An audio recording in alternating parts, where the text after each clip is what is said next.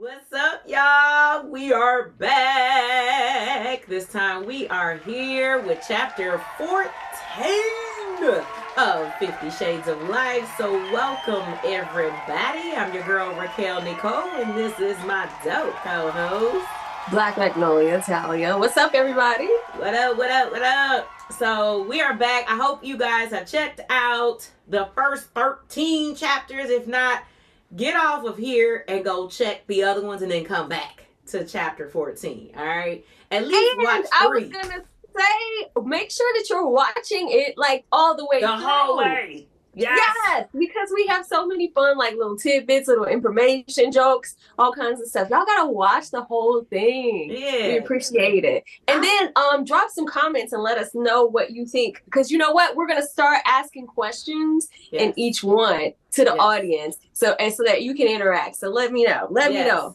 And if you please do follow us on Spotify and Patreon. On Patreon, I do ask those questions. I'm gonna need y'all to get on there, and on Spotify we ask questions. So we have we're growing very nicely on the YouTube side. I don't want you guys just to hit YouTube, subscribe. I want you to go to Spotify. I want you to go here. We want you to sit here and listen through the whole thing, because we have different little, like she said, pieces that come in where you may say, dang, I wouldn't have heard that if I dropped off at 10 minutes, 20 minutes, 30 minutes. Join in and listen. Yeah. All right. So today, you guys, tell you what we're going to talk about today. Well, we're talking about careers. We're talking about jobs. We're talking about when is it time to leave a job? What do you know? What are the signs? We want to talk about also how to get a job, a good job, one that pays well. So we're going to talk about all of that. We're going to talk about dealing with horrible bosses, how to handle those situations. And I can't think of any. What about you? The shiesty bosses, or the shiesty co-workers. The co-workers where you just walk in, you like, don't even start with me today. I'm about to slap you upside your head. Like, those type of co-workers. Yes. So, I will say Talia has had way more situations than me. You guys, oh my goodness. And these are previous situations. Well, kind of sort of previous situations. Yes. But and on my side, I'm here to definitely help you guys, tune up that resume, give you guys some advice on also how to go after those offers that you really need if you're in one of those like salary paying positions. That's what I've been doing, and I have ample amount of experience, probably over 20 years, combined with growing up since I was 6 years old in an executive recruiter's household. So I have literally my whole life have dealt with resumes, even when I didn't even want to deal with them. My 9 to 5, you guys, is I actually recruit for all of the salary positions, non-sales now, for my company. So I've got that experience. I've hired a couple thousand folks. So I want to definitely, as Talia said, help you guys with landing that good position, that right position, because it is so many options out there. As a recruiter, you guys are giving us a run for our money, and the new generation, woo, these new generations coming in like, look, I don't care what y'all did the last 30, 40, 50, 60 years. This is how we're going to be doing things. So I applaud you guys, that new generation, the 20s and the millennials and the ones that's the new ones, whatever they call. What are they, Gen Zs or something? I don't even know what people call them no more. I don't know. Gen Zs, yeah. Okay. They coming in wrecking shop. Okay. So here we go. All right. So we're going to start this thing. I'll tell you, go ahead and take the lead and tell us what we're going to talk about first. 50. Yeah. It's 50 shades of life. Let's talk about your type. Are your pockets feeling light? Does your man treat you right? Is your sex game lame? Are you searching for some fame? Hey yo, cuz, let's talk about it. Sex house, music wealth, true to self, I knew myself. Boy, you better not lose yourself. But let me mind my own black business. Running up these digits, fresher than them dishes. Talia, grant your wishes. I'm a tarot reading witness. 5-0. Yeah, 50. Welcome to 50 Shades of Life. All right, so I want to talk about first what makes a good job. And I'm going to answer the question first for me, and then you let me know. Okay. All right? All right. So let's do it. Okay. For me, what makes a good job? I would say, first off, for me, this just ranks high for me. It has to pay well, or it has to cover my needs and wants. I also want to see some vacation time in there. Mm-hmm. I What's your ideal vacation time? Like, I mean, it's the standard vacation they usually give you, but some I think like you can negotiate. I think sometimes I don't know if all jobs will do it, but okay. So I have never successfully negotiated that myself, but maybe I'm a bad negotiator. I don't know. But maybe they're always like, oh, this is what our standard package of, what we offer. That's what everyone has. So everyone, including the vice president, has the same vacation time. So whatever. But, what else? Also, I also think that really what ranks very high for me, really up there with pay, is management. Mm-hmm. And unfortunately, in my case, I have not had the best, but we'll talk about that in just a moment. Management is pretty right up there. To me, that will probably be, even if the pay was pretty good, that's a really tough one for me to be able to stick to, because you driving me crazy every day is a problem. So management, being able to have support at the job, training, and, if there's issues, you have someone that you can, look to and ask questions to. Yeah. I think that that's important too. Mm-hmm. And I don't know. I think that's it for right now. That's all I can think of. What about you? So, I think being in HR is a little bit different how I view and I see certain things. So, you should have an HR team or somebody in your squad, right, that actually cares about the demographics of people that you work with. So they should be actually asking you at least once a year or so, like, to get staff feedback, right? Mm-hmm. So that, I think, is really important, that you're at an organization or a company, whether it's profit or nonprofit, it doesn't matter, that truly cares about their employees. Because if they care about their employees, what does that mean? They care about their company. Because ultimately, the only way that these CEOs and whomever else, these white-collar workers or these executive C-suites are making any money is usually because of blue collars or because of the staff. So being able to provide your opinion in terms of how you feel or what is important to you, I think is a big thing that people need to start paying attention to. Because right now, it's not hard to ask people, right, with technology, do you enjoy working here, right? Otherwise, they could maintain the same janky culture, if that's what they have, for forever, because they're not a progressive company. So right. I would say from my experience, and it kind of falls in sync with what we see from the HR perspective, of course, actually, money is no longer the number one thing for people. Being in an environment where work-life balance is number one. I think COVID, for sure, that's where we saw it shift a lot. That's one way that I actually am able to yank some people, is because they may be making, let's say, 180 a year, right? And they may know, hey, I can only offer you 150. But at the end of the day, when I leave at 5 o'clock, Monday through Friday, I am done. You know what I'm saying? And hey, I might even have a hybrid situation, which is 2 days on site, or 3 days on site, 2 days off site, whatever that policy is. There's a lot of people that absolutely love hybrid environments, and COVID did a wonderful thing for us, because a lot of companies were, you got to be here 8 to 5, 8 to 6, 9 to 7, whatever it is. And you still want to have a life afterwards, or you have one, whether it's kids, a spouse, pets, grandparents, your parents, whatever it is. And it was hard. Like, I know, even, especially if you're like a single parent or you got multiple kids, like, it's hard as hell to be able to juggle all that and know I got to be at work. Do I take the day off? Do I, So work-life balance is a huge one. Salary, or your hourly rate, your pay, basically is number two. I agree with that. Another big one is the culture of the environment.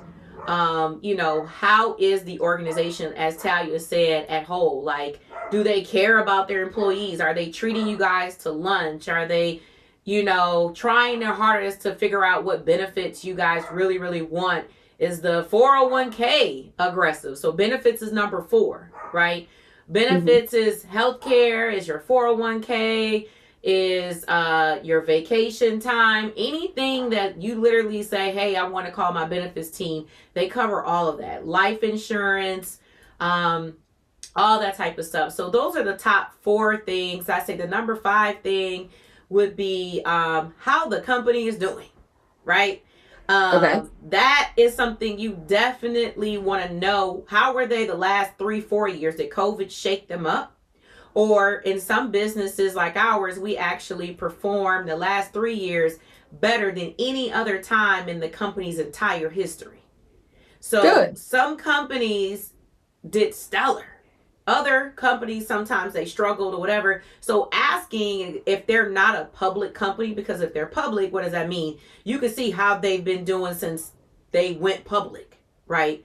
And you can see, because you don't want to be in a company and then you're like 6 months later, 9 months later, even a year later, you're like, damn, they're closing the doors or they got to lay off people, And right now in 2024, as we all see, it's like a super tender time for all organizations, small through large, because of the wars that are going on. People are very, very careful how they're spending money. They're looking for like the essential workers for their company. And they're not expanding as much. They're kind of shrinking because they're also thinking the market is about to crash or go down or whatever. So just understanding what is the company's vision. What are they doing strategically? And the company could be a federal. It could be the department that you're working in. Like, have like legit questions so that you can understand. Because you don't want to walk into a spot and all of a sudden you're like super excited because they are paying you good. You got good vacation. And then, damn it, here it comes. Damn, I'm laid off. You know what I'm saying? Or they cutting salary, or they cutting hours. And now you got family to feed, you know what I'm saying? Y'all got vacations planned or whatever. So ask those questions the same way that they are interviewing you. You need to be interviewing them as well. Well, you know what I want to talk about. So my next little topic is, before we talk about being a stellar employee, and I'll get your thoughts on that, I want to talk about the struggles. All right. The struggles. All right. So you were talking about management style, and that's what I want to talk about. Specifically, I want to tell y'all some stories. And then I want you to tell me how you would have reacted in this situation since you have this background. Okay, I have two examples. First example, let's take it back to, I'm going to take it to the most recent one first, which I feel like is actually worse. I thought the one before was worse, but this one was probably worse. So I got a job. I was excited about the job. It paid pretty okay, pretty decent. I went to the place excited to be a part of the company. And on my second week there, my new supervisor, now I don't know, and we're not going to discuss my name in its entirety, but I don't know if she thought she was getting a different person, and when I showed up and in color, not in color. What? Right. You know what I'm thinking about? Them cartoons that be in the black and white, that all of a sudden they do the new what's it called? Like the Wizard of Oz. Yeah, and they do what is it called? Color Technicolor. Yeah. When you see the Technicolor come up and then you like boom, you like, oh my God, I did not know that her shoes were red. Yes, that's what it was like. I'm sure for her, because I did do my best code switching and everything. And I know we're gonna talk about that. Well, go ahead. Okay, so I did all that. Now I know that in the newer generation they said they're not doing that no more. But anyway, so I did my best code switching and everything. So maybe she was a little shocked by that and my name, and she was just like, "Well, wait a minute." Okay, so then in the second week, she sends a text because since she's my supervisor, since she was my supervisor. Wait, we gotta back up. What was her reaction like when you walked in? Put us in the moment. No, I never saw that. I just made the assumption that, and from the way that she acted towards me. But you have to understand that wait. Okay. So you started, you got the job, right? Yeah. She had never, you didn't do like a virtual interview or nothing? I did, but I didn't do it with her. I did it with her boss. I did it with her boss. Okay. Yeah. Okay. Yeah. So your boss's boss, she knew you were a Black female. Okay. Yes. Okay. Yes. But the hiring manager, per se, she never interviewed you. Well, you mean my supervisor? No, my supervisor never interviewed me. Really? Oh, yes, she did on the first one. I think I did talk to her on the first round. On the phone? I think, yes, on the phone. Oh. Yes. And then on the second round, we did a virtual one because this was also, we have to put in this. This was also at the end of COVID. Oh, okay. So we couldn't come in the office. Yeah. Right. Yeah. Okay. Okay. Yeah. So, yeah. So I got the job. So when I got in there, but I've been in the South a long time. I understand microaggressions. I understand, or the little shade, the little nastiness, the racism, honestly. Yeah. So I see it. And so I could tell how she was acting. And so I was like, okay. Well, how was she acting? You got to put She was being fake. She was being fake, but not genuinely, not saying that at your work you expect people to be genuinely excited, but it was, how can I explain it? There's a copier. There's no. She's like, oh, absolutely. Yeah. But it's in the face, it's in the demeanor, it's in the eyes, it's in I can read all of your body language. Your mouth is saying happy, but your eyes and all your other part is like, ugh, Anyway, and so so I get the job. I'm there for the second week because I got to tell you why I also think this and why I know this is because, so we exchanged numbers because she was like, well, we all get each other's numbers just in case something comes up and we got a text and let them know if we're going to be running late because I did work 45 minutes away from the office. So sometimes it would take like an hour or more to get there for the commute. But anyway, so we did that. So in the second week of me getting the job, right, she was getting ready to ask me. She got ready for me to do something. And then she was like, oh, okay. So she showed me. And then everybody had a little printer at their desk. Mm-hmm. And everybody had a printer at the desk? Wow. Yes. Because first of all, they haven't moved. They had some technology, but there were some aspects of the job that was still a little antiquated. I mean, because there was still a lot of printing that was being done that really wasn't necessary. Yeah. But anyway, so that's why we all had printers. So I had a janky old one, and the driver wouldn't pick up on my computer. Mm-hmm. And so it was an issue. So I've seen this before. So I was like, okay. She was like, all right, well, why don't you just reach out to tech support and see if they can help you out? First of all, let me back up. This is a smaller company. This is like a subsidiary. This is a part of an insurance company, and it's smaller.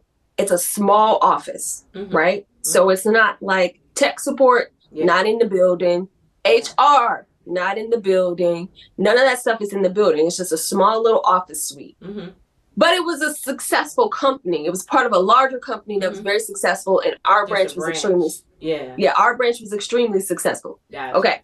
So she gives me the project. She said, all right, well, just call tech support. I said, no, this is what I said. I said, okay, I'm going to try to see if I can get it to work. And if I can't get it to work, then I'll call tech support. Mm-hmm. So she sends me a text that she thought that she was sending to her daughter. And she says, wait, how you know she was sending it to her daughter? Well, let me. Oh, my bad. I'm like, what? So she was like, I can't stand Talia. I asked her to do something and she didn't do it. And I just told her to call tech support and just call them to fix the printer. And then she sent a bunch of emojis with the brain exploding. Okay. And so she sent this and she didn't know this. Yes. About a printer, child.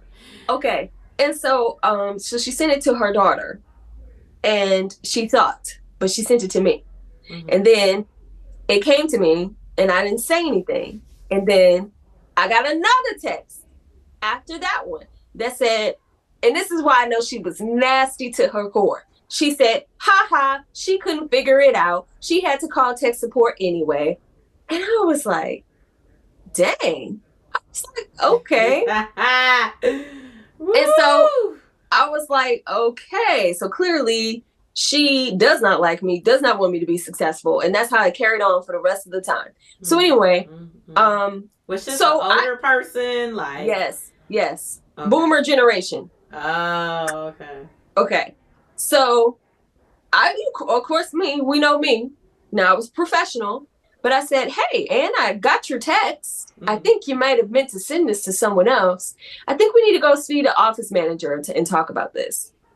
And then, so we go to the office manager, and she's apologizing so profusely. I didn't mean it. I was just so frustrated because you didn't do what I asked you to do. I was like, I didn't do it. I said I would try to fix the printer myself. And if I couldn't get it, then I would call tech support. Let me troubleshoot. Don't sit over there. Like, that's a good thing that you want employees to do. Let me try to figure this shit out first before I call blah, blah, blah, blah, blah. I usually recommend that if you work for Apple, Amazon, HP, Samsung, Google, like that. And so then we had to take it to HR. We had to take it to the office manager, and then the office manager, and this is where I messed up, y'all. So y'all, think about this. This is where I let it go. I said, well, look, I want to make a fresh start. I can't be worried about this woman. So the office manager was like, do you want to report this? And I said, well, no, let's just bury it. Let's just don't worry about it anymore. It's fine. Let's move on. And so I didn't.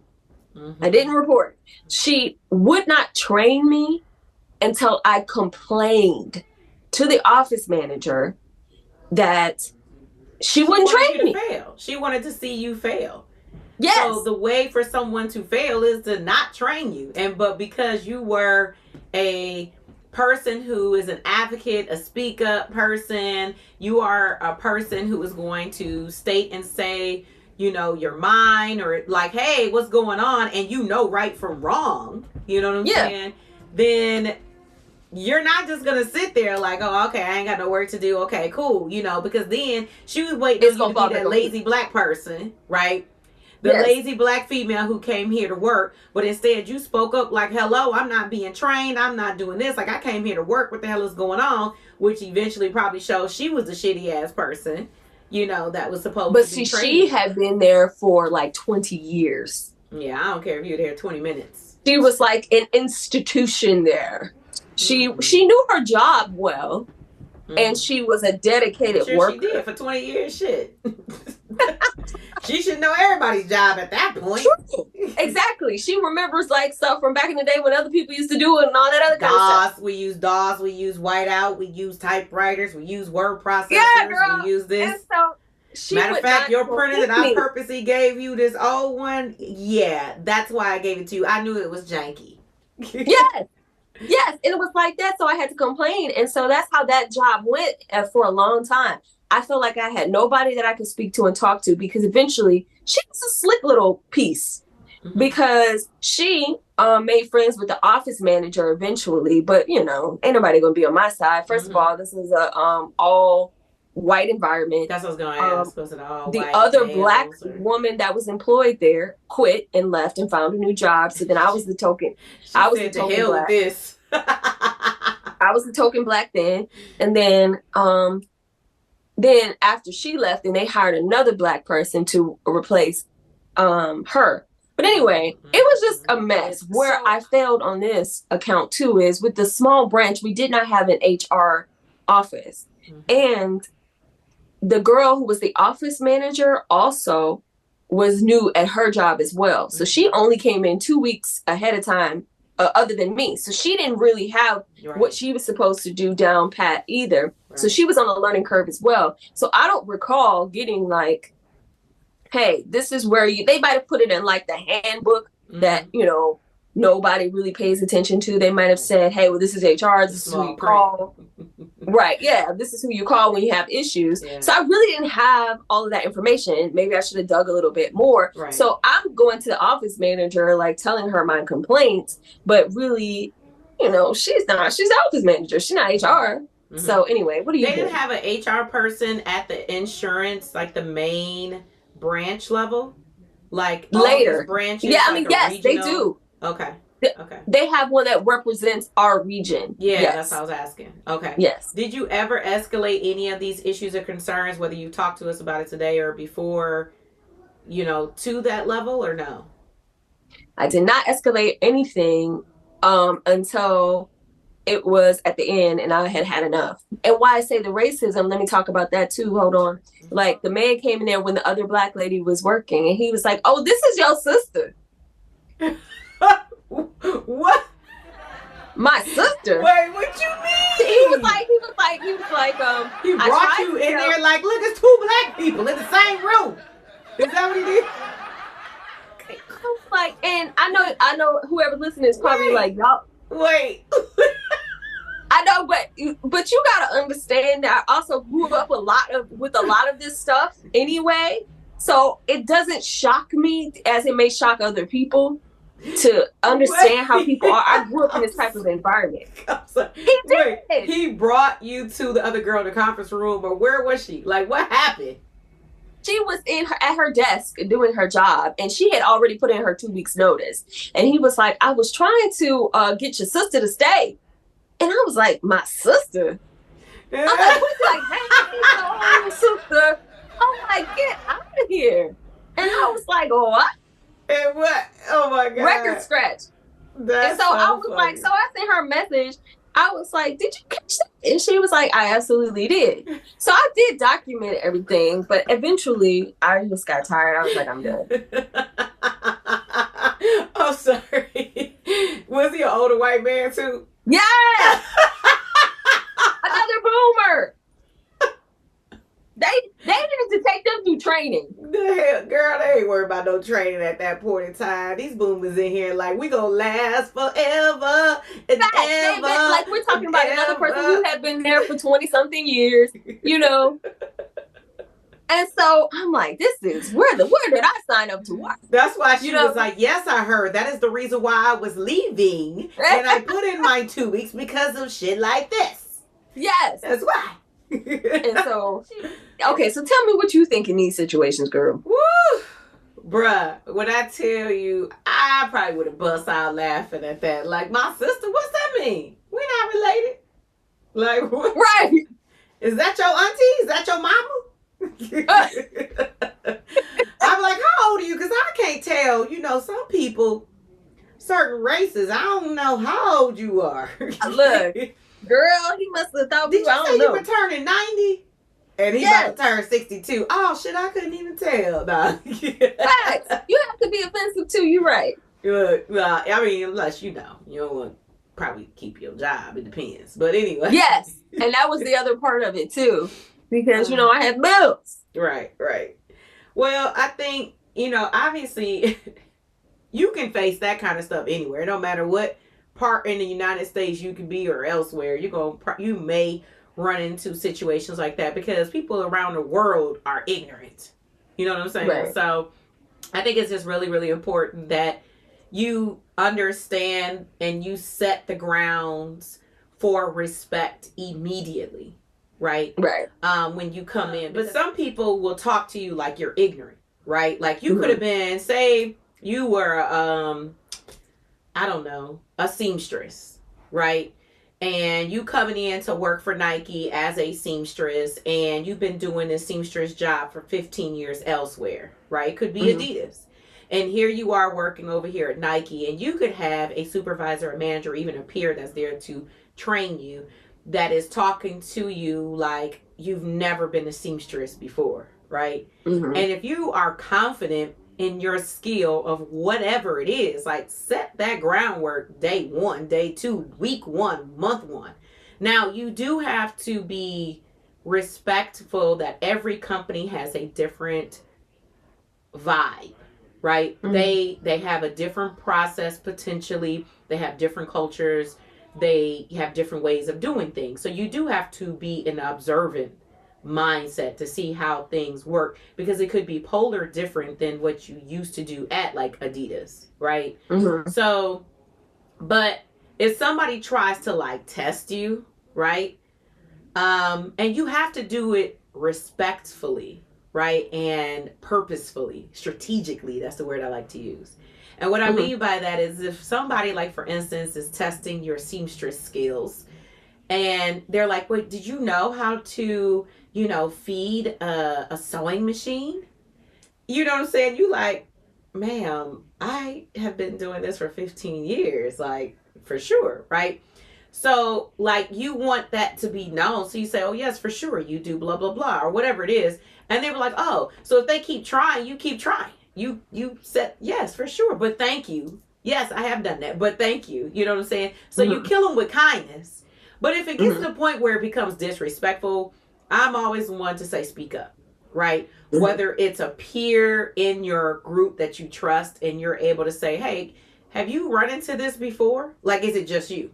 Or is it your whole department? Because some managers are buttholes to their entire employees' system. You know what I'm saying? Like, not everybody is going to be all like, oh my God, great. You're dealing with different personalities. You're dealing with people's different backgrounds, how they were raised. It's a relationship.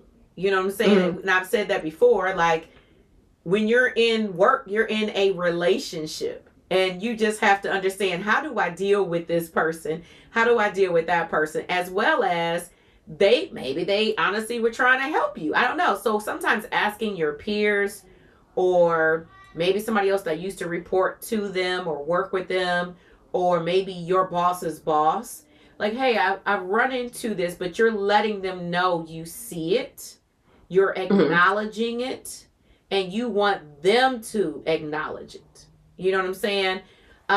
If it's something that is disrespectful, yes, you definitely want to document that, because you don't want to, the reason why I say you should document certain things is because you don't know what may happen 6 weeks or 6 months from then, to where you don't want to be like, dang, well, this did happen. The first thing they're going to say is, well, why didn't you tell HR, or why didn't you document it, or whatever, whether you got an office manager or a supervisor or EA, whatever it is, putting it in writing, that is like everything, right? Like, hey, somebody keeps turning off my computer and taking my plug, or somebody, whatever it is, somebody keeps taking my chair, right? Because it could be ended up where the chair is missing. Now they accusing you of stealing a $500 chair.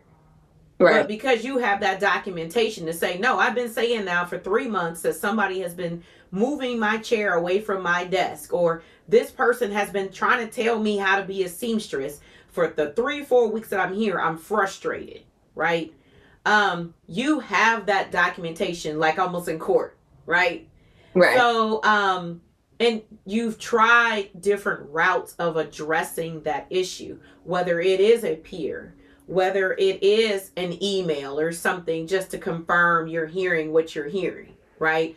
Or it is escalating it up to their boss, to make sure that they are aware, right? And if that doesn't work, go up another level.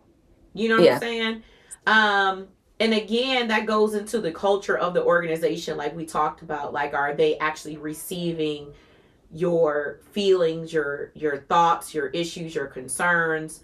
Are they training you properly? Are all that stuff goes into that. So, but I'm definitely one for, sometimes you do have to kind of like bite the bullet when it comes to certain things, but never when you're being disrespected. So I don't know what the lady's problem was. She eventually, after I complained and documented my complaints, finally started getting some training. And stuff started moving ahead. But by that time, I'm already pissed. And I already got one foot off the door. And that's also the other thing you don't want, though. Like, hence why we do, like, stay interviews, right? Where we touch base 30 days after you're there. Like, hey, how you doing? Is this the job that you said, or is this... Some managers will bring you in saying you're doing A, and then they got you over here doing B. You know what I'm saying? Yeah. That's why it's so important that you have an organization, hopefully, that does have a proper HR representative or something like that, or somebody, right, who's able to like touch base. But if you don't, which is not abnormal, right, a lot of people don't do that, but you're able to like raise your hand at 30 days, because we don't want, it costs money to lose people, right? Yeah. A company doesn't want to go through the background, the drug screen, the retraining, the setting up the email, like, it costs thousands, especially if you get benefits. It costs thousands of dollars to hire an employee, right? So if I can do something to successfully train someone and to keep them there, that is the goal, right? As long as it is someone who is helping my ROI, they are giving me back an investment on my money and my time. That's what you want. So the goal is for somebody to want to like talk to you like, hey, Talia, how you doing? You know what I'm saying? Or do you have any concerns? You have all the tools, right, that you need. If it's gloves, boots, non-slip boots, or hey, you know, this is hurting my back. My son went through that working somewhere at one of the top 5 companies in the world, right? He's doing something and it was hurting his back. I'm like, speak up. Trust me, they don't want that. They do not want workers' comp. That is tens of thousands of dollars. You know what I'm saying? Yeah. You don't want that, or a lawsuit or something like that. You don't want that. So, she didn't want that negative opinion. She didn't want that on her report. So that's why she started to tighten up. But you waited too long to speak up. By that time, you were frustrated. That's what we don't want you guys to do, is we don't want you to not speak up and wait and try to deal with something for months and months and months. And now it's deteriorating. You wanting to come into the office, it's watering down everything. Everything is becoming like explosive. Meanwhile, it's like the person's still like low-key abusing you. You know what I'm saying? So like definitely speak up, because it could be a whole different situation. Now, if you speak up and they still treat you like crap, then yes, that is a time when you do want to leave. Start looking for another job, have a job lined up before you leave. You know what I'm saying? That's definitely what you want for sure. This particular company had pictures on the wall of people picking cotton. Y'all, when I tell you now, I'm in the north, okay? I'm in Michigan, Metro Detroit, okay? We in the Yankee world, okay? Which we still got. They racing in the Yankee world. We got a whole bunch of them up here, right? But that shit, nah, I ain't never seen that, okay? When I tell you, my cousin, and a watermelon man. I promise you know why? Because I took those pictures. Pictures. Where they at, y'all? We gonna find them. I don't care if I gotta Google that shit. I will send you the pictures of the pictures. But the watermelon man, and I was just like, am I seeing this? Because I wasn't paying attention. And so why I noticed was because they were doing an office remodel and they were getting rid of all this old stuff. And it was on the floor, and we had a conference. And I was like, is that someone picking cotton? Like,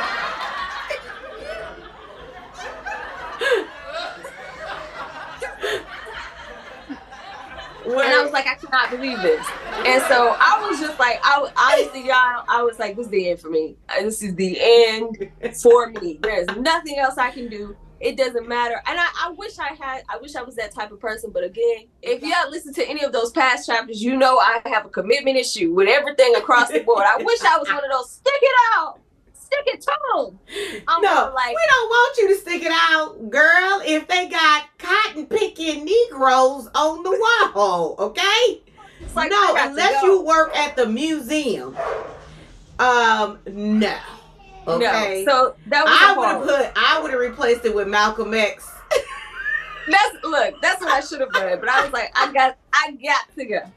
So that was the end of that for me. And so that's how that ended. And I eventually just got mad and was like, I'm out. But there's that. But believe it or not, even if you see me, I am agreeable. Like co-workers, I don't have any issues. Managers, I don't usually have any issues.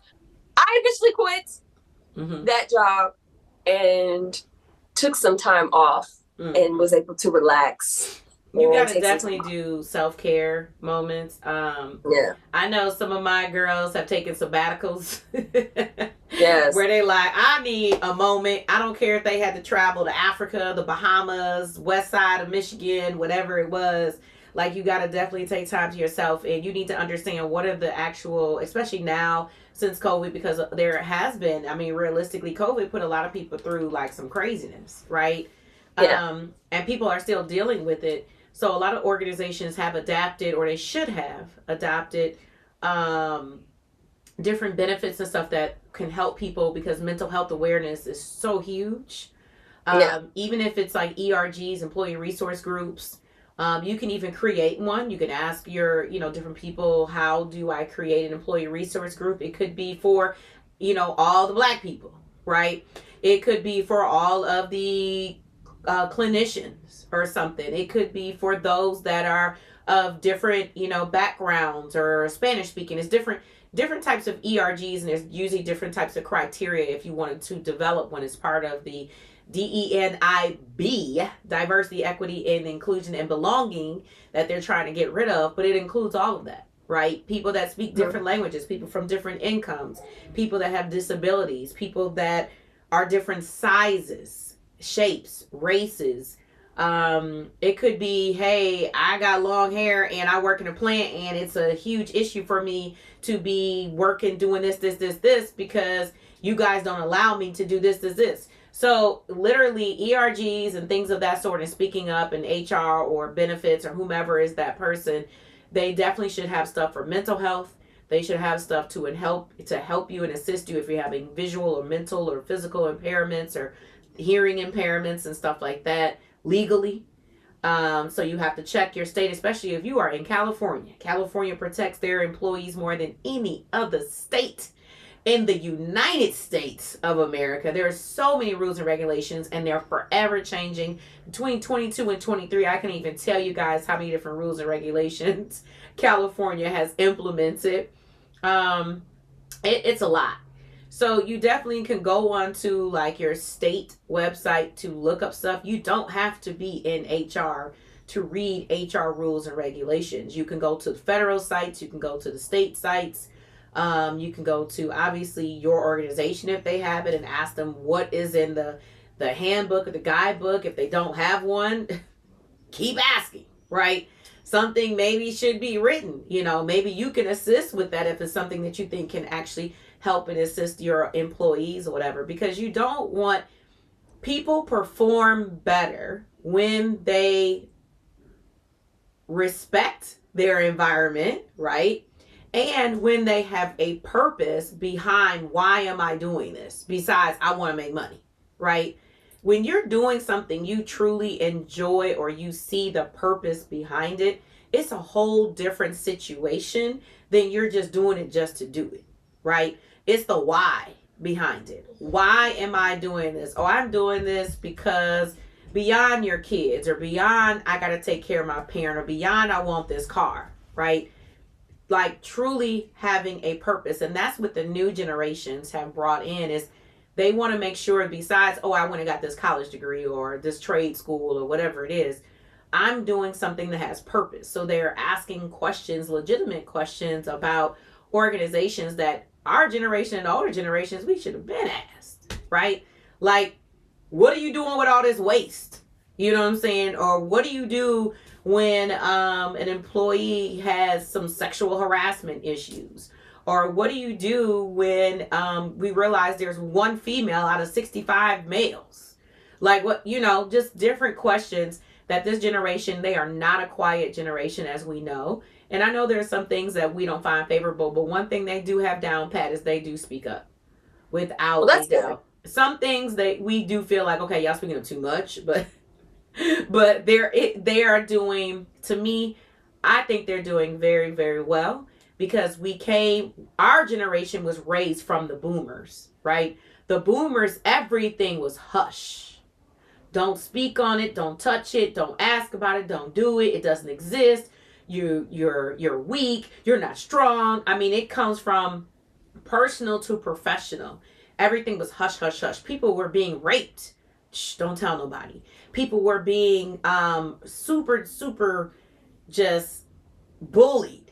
You know what I'm saying? Shh, don't speak about it. That's just how it is. Absolutely not. Absolutely not. Speak up. I don't care if it's about, which is one thing I want to talk about, which was like hair discrimination, especially against Black males and females. That's a huge one, right? We're seeing that even in schools. So like pay attention to all of those things. And one big piece is technology is our huge is a big advantage that we have in this new era, right? So if you're in your 50s or your 40s, or even if you're in your early 20s, using technology to your advantage is huge. For instance, LinkedIn, a lot of companies have LinkedIn. You can go on LinkedIn and literally look at everybody. Most of the people are salary, right? But you can go on LinkedIn and look at what does this culture look like physically, right? Does this look like, because most people want to be around people that kind of look like them. I'm just being honest, right? So if you get to the point where you realize like you're speaking up, you're doing all of your due diligence to make sure that it's a comfortable environment, and you're being like realistic with your expectations, right? I'm not saying to go up and be like, well, I think we should all have marked parking spots, or we should all have 5 weeks of vacation, or like that's not what I'm saying. So, but educate yourself, read and stuff like that. Like Talia was saying, a lot of people, they don't read their employee handbook. Most of your answers are probably in there if they have one, right? So, but I mean, if they're not, it may be time for you to look out, which is kind of what we wanted to talk about is like, when is it time to let go of the job? If you realize that this job does not bring purpose to you, whether it's financially, training and development, you're not gaining a soft skill or anything like that. And if you're weighing out your pros and your cons, and your cons are significantly higher, you know what I'm saying? And it's things that are meaningful to who you are in your life, you guys, then it's time for you to say goodbye. Find somewhere else before you say goodbye, right? Because you still got to pay bills. Your electrical company, your mortgage company, your car company, they don't give a damn if you were mad at your boss or whatever, right? They want their payment. So before you quit, plus it's always good to still give that 2-week notice. That is a traditional and a still very respected piece, is to give a 2-week notice, because it would be great if you can actually utilize your previous company, if possible, as a reference, or somebody from that company as a reference. But 2-week notice, even if they walk you out the door within an hour, I gave a 2-week notice. You know what I'm saying? So you can, respectfully go out or whatever. And it's always great, you guys, to bring an offer that you have received that is nice back to your current company, to be able to say, can you match this if you're interested, right?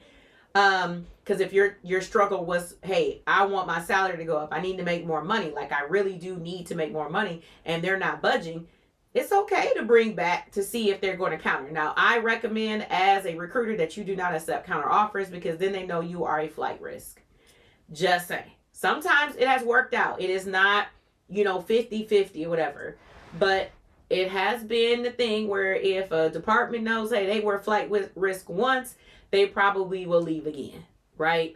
Or maybe they're still looking for that right salary or whatever. So I would definitely say, just think about it. Like, do I enjoy driving or taking a ride to come to work? I enjoy the people that I work with, but I also enjoy the work that I do, and it makes sense. So that's my take on things. I say leave. Leave. But don't be loyal to anyone. Look, let me tell you guys. Don't be loyal to anyone but yourself. Yeah, but leave. You have to, if you and have that 2 weeks notice. No. Be out. No. Because I'm going to tell you guys, those of you guys that have had 10 jobs in the last 10 years, I ain't hiring you. Straight up. I'm skipping through your resume. Your ass go in back up. Our resume. We're not going to put there. Yeah. We're not going to tell you. Stop doing it, y'all. If you have a gap in your resume, be prepared to talk about it. Okay? I will lie about it. Just know that when we do the HR check, your social security number is going to pull up all of your jobs. Okay, well, you guys? That's fine. Then don't lie. Don't lie about it. I will lie. The last 7 years, we pull up. Okay? Federal, state, and local. So please don't lie. That shit's going to pull up. If you pay for taxes, that shit's going to pull up. Like, sir, you didn't tell me you had 5 jobs between October and November. Yes, because I hate them all. You know what, you guys? Work for yourselves. Become an entrepreneur. Yes, that's what you really need to do. Hire and fire who the hell you want to. That's what you really need to do. Develop a skill that is great that you have and keep working on it so that you can work for yourself. That's really where you will shine. You will probably work just as much, but at least it'll be for your own dime, for you, and you can set your hours and it will be going into your pocket. Because to me, and this is the last thing, and then I'm gonna shut up and then we're gonna be done. To me, but no, as an entrepreneur, you for damn sure gonna work more hours for the first 4 yes, 5 years. you may work more hours, but it's something that you're passionate about and something that brings you. And to me, like when you love something that you do, you will do it and you will continue to do it, and it doesn't feel like work.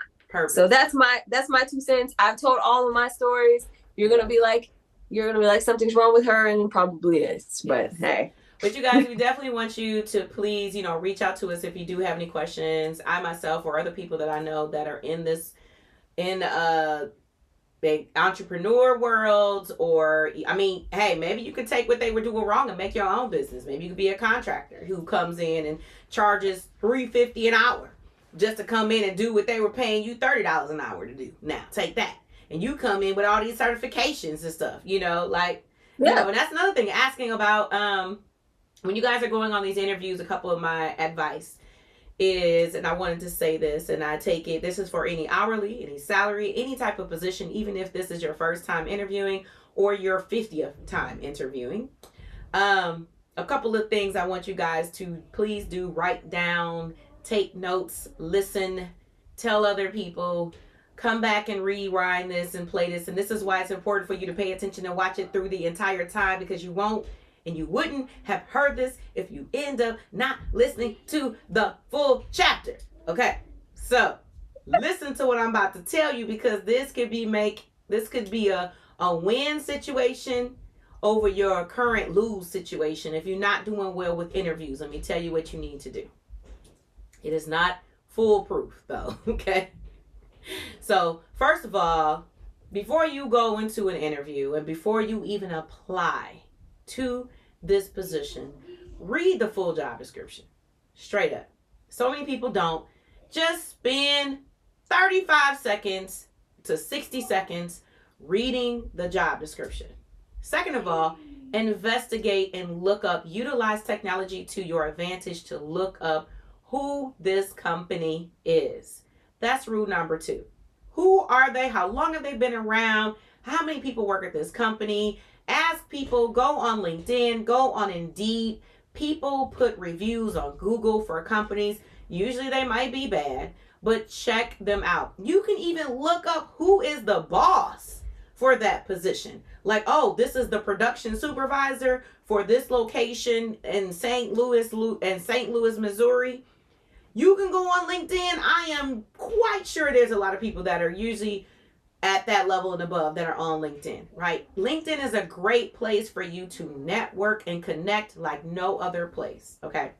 So you look up the company, you read the full job description. You want to make sure, which this will be a different chapter, you want to make sure that you guys have your resume updated. Please do not write paragraphs on your resume. That's one thing I'm going to tell you. Please don't do that. If you're interested in learning how to write your resume, you can email me or just connect with me on LinkedIn, okay?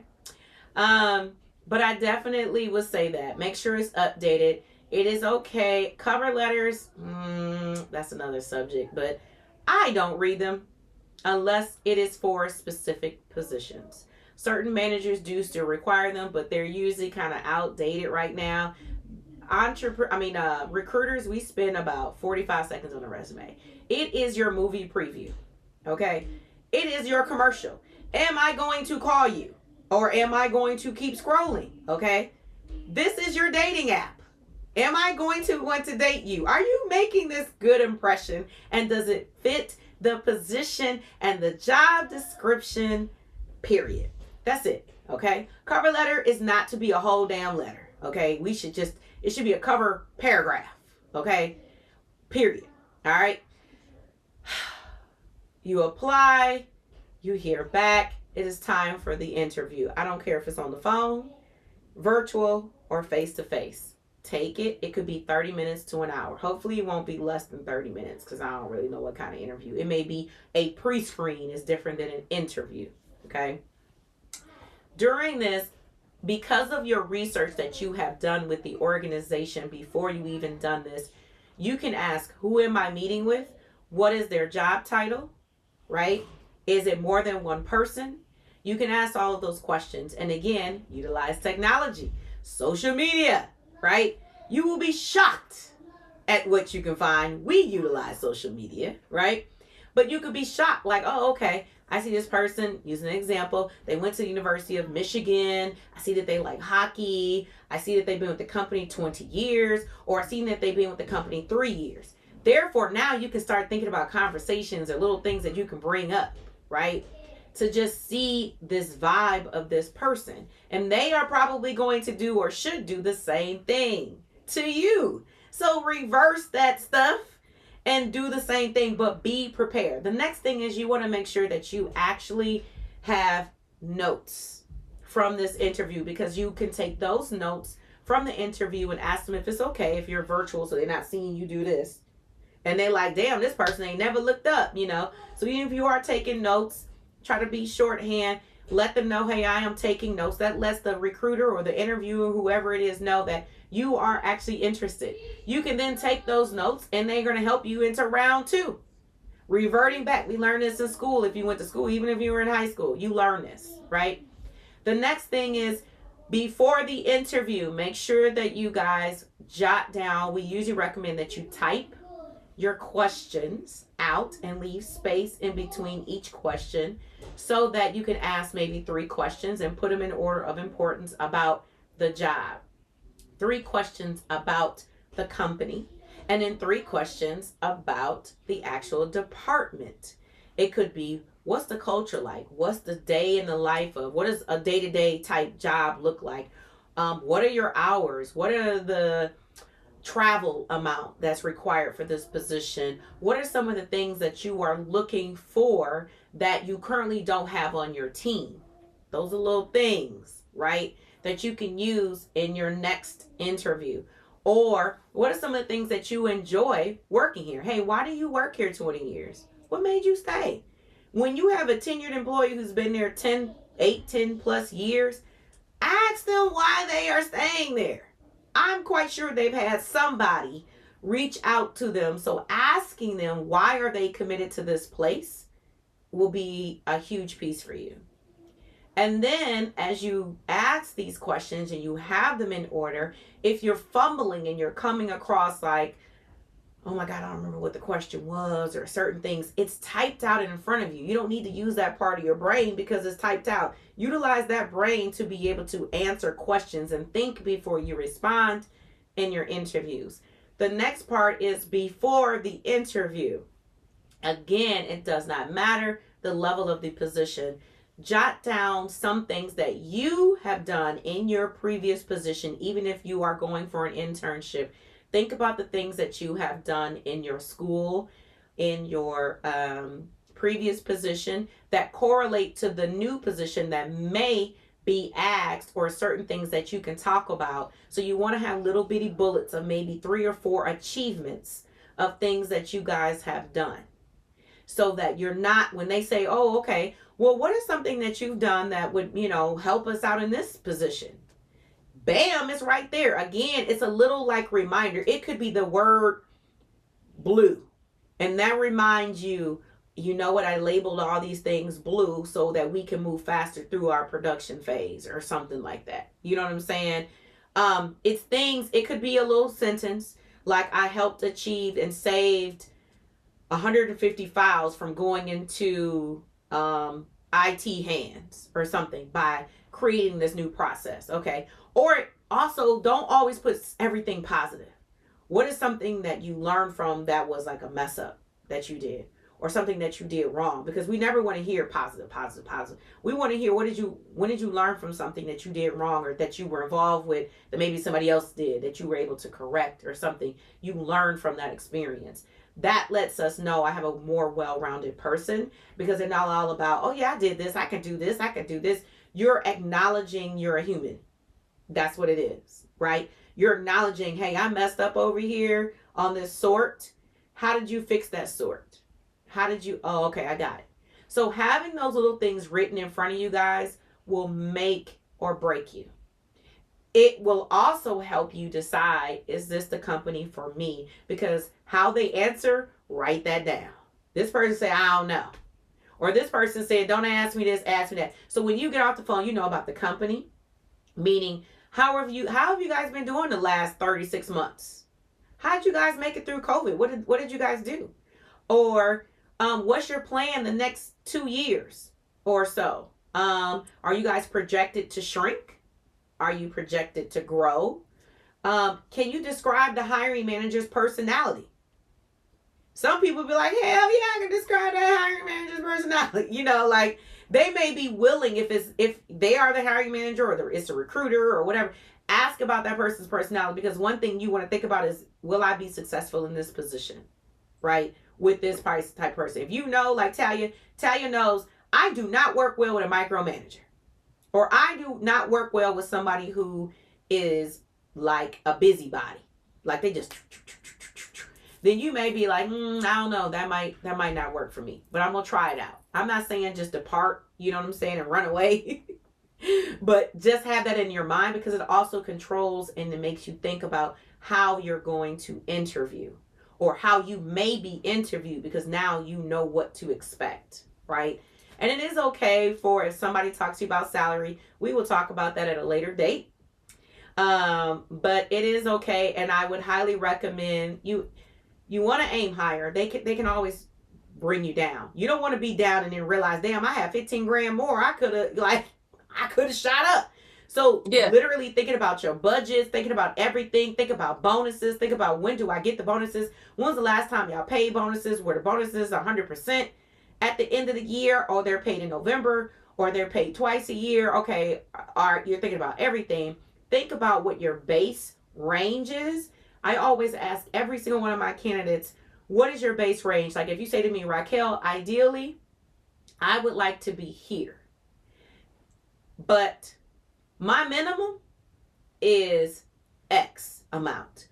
Hey, like my minimum is $25 an hour, right? Ideally, I would like to make $30 an hour, but I would love to make $37 an hour. You know what I'm saying? So now that person knows, does this person fit within this range? So we know if it's closer to $25 an hour, we may lose this person, right? I know at $30 an hour, I'm going to possibly win this person over. So things like that, you need to make sure you know that before you get on the phone. If you don't know the range or something like that, ask them. Ask them the range. You know, not everybody would know the range, and not in certain organizations, but the hiring manager for damn sure knows the range. I've asked that, and sometimes they won't tell you. Yeah, legally now, many states, I think about 7 states, maybe 9, it's mandatory. You have to show the range now. So look up in your state. California is one of them. Michigan, we're on the verge of being one. I think Colorado, Washington, Illinois, I think we're on the verge. Just quite a few where it is mandated. The range is supposed to show in the posting, and you can ask that. And it's whether you're internal or external. So again, go to your federal, your state, and go to their Department of Labor or different places like that. Boom, it's right there. Right there. Arm yourself with ammunition, baby. Because when you come in knowing stuff, I'm going to tell y'all. And then y'all tell them, yeah, Raquel Ne'Cole from 50 Shades of Life has educated me, and I am very well prepared for this. Because I have worked with everyone from C-suites all the way down to their executives. I don't want to say down, but it is a pyramid. Okay, let's be real. It's a pyramid. But a lot of organizations, we understand that, hey, those folks that may not be making the most, they are making us the actual company to exist. Right, so, make them. And a lot of people, or when you're in a good company, if those leaders trust and understand that process, you are in a damn good spot, right? But the other thing is, you guys want to definitely ask, like, what does growth look like within the organization, right? Because you don't want to be sitting here. Some people are like, I only want to do, say, a plant manager position. You know what I'm saying? I don't never want to be a plant manager. I don't want to deal with nobody. I just want to sit here and I want to cut these wires. You know what I'm saying? Or I want to put this tire on here. I don't want to manage nobody's time. I don't want to do, then that's fine. But if you're a person who likes progression, you know what I'm saying? Whether it's salary or the actual position, then for sure, you want to ask that day one. Do not waste your time. Do not waste our time if you are looking for a new position in a year and a half, right? You have to give that company time to even know you. And then, I'm out. A year and a half, I'm out. You know what I'm saying? Like, or a year or 6 months, you already over here asking for a promotion. Sorry, it takes at least 365 days to even know who we are and what we are, and even if you like this company. It's a relationship, right? But at 6 months, you will know. Like, okay, it probably does. But you can ask and say, hey, are there other positions that, what does this look like in terms of growth, in terms of promotions?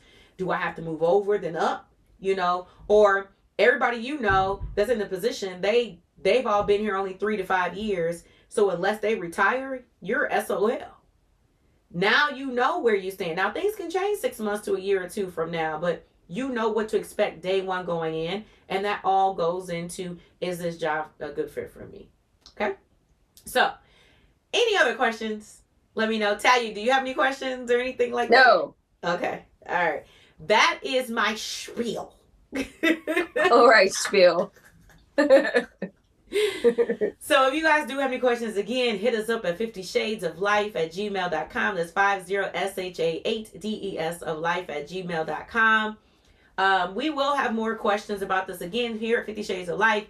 This podcast, we talk about all things life. We want you guys to be successful mentally, physically, emotionally, spiritually, all of that, right? Talia is all into the physical part. I'm trying to get there. I got a little gun trying to show up, but I got to work on this part. And the spiritual. The spiritual. I'm definitely into the emotional, the mental, and the spiritual. So I agree. We own that for sure. Yes. But we want you guys to be well-rounded when you're here. There may be podcast moments where you may be, but we highly recommend you guys, please listen to us. Hit that subscribe button, that love, that like, that comment. Shout out to the fellas again. They in here. What up, though? And the ladies, where are you guys at? We want to hear from you. So we know you guys have work drama or good stories, or maybe you have advice. Your advice could possibly help somebody else. So comment below or email us and we'll post it or talk about it. Or if you want to be a guest, Talia, they want to be a guest. If they want to be on the show, what should they do? They should email us at 50shadesoflife@gmail.com. That's it. We also want to know about your unique positions, the different types of industries that you may work in that we haven't even heard of. You may be a star in your field, or you may be the only female or male in your field, and we want to know all about that, or your jobs that you work that we don't know about, and we would love to interview you and let you tell us all about that. So email us and let us know at 50shadesoflife@gmail.com. Right here. All those crazy positions. Like they have a TV show that I love. I don't know if it's still on, but I used to love to watch. My husband and I used to watch. And it was, oh my God, what was it? They would be like those people that clean like latrines or like the porta potties. Or the people that have to clean, like the porta potty people. They were making a killing.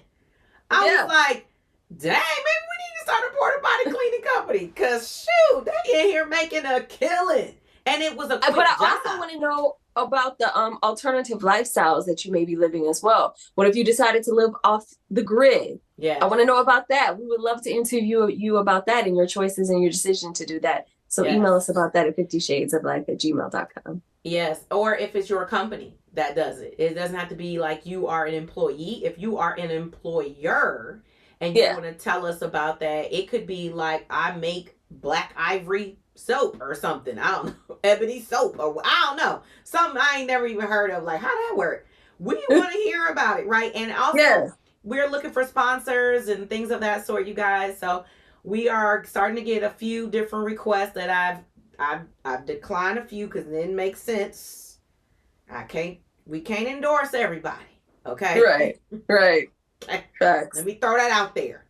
We are going to interview you and see if you are fit for this podcast. I don't have to have 5 billion people to know what fits within what Talia and I are doing here, okay? Right. But I'll still hear you out.